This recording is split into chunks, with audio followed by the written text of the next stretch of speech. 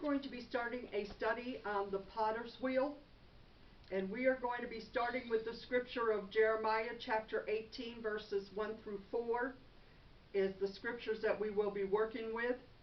The word which came to Jeremiah from the Lord, saying, Arise and go down to the potter's house, and there I will cause thee to hear my words. And then I went down to the potter's house, and behold, he wrought a work on the wheels. And the vessel that he made of clay was marred in the hand of the potter. So he made it again another vessel as seemed good to the potter to make it.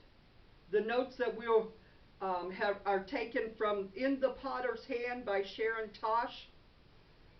Talking about today, Philip Keller tells us of a potter from the Orient who has a shed in which he keeps his clay in a deep, dark pit.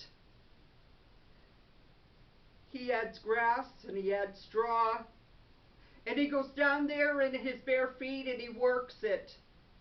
And he continues to work this stuff into the clay until it becomes putrid smelling. It's in a deep, dark pit.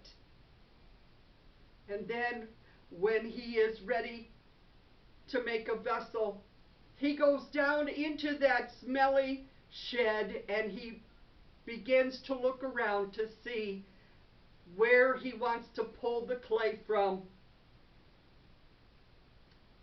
Carefully, he will pull it out and bring it into the light.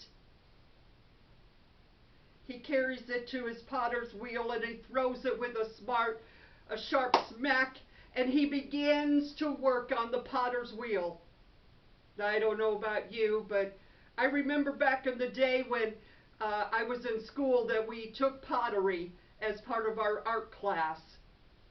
And you began to work on that potter's wheel, and it's turning, and as it's moving, you have to begin to work with the clay and begin to form it as you're moving the potter's wheel. How interesting it is that Psalms 40 chapter 1 through 2 says, King David wrote, I waited patiently for the Lord, and he inclined unto me, and he heard my cry. For he brought me up out of a horrible pit, out of the miry clay, and he set my feet upon a rock, and he established my goings. How beautiful it is to know that when Christ comes into the area of pulling us up and out of a pit, that he pulls us up and out of the miry clay and out of the muck of sin, and he puts us onto his wheel, and he begins to work and to mold us and to shape us into whom he would have us to be. As we are placed upon that wheel, we begin to be shaped.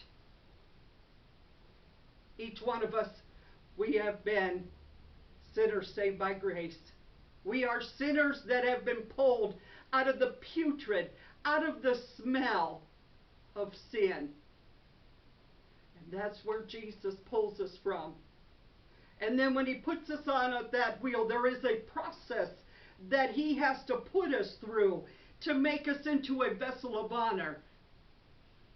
I don't know about you, but I desire to be a vessel unto honor. So as we will be getting into these lessons, maybe you will find yourself in one of, or maybe a couple of these areas.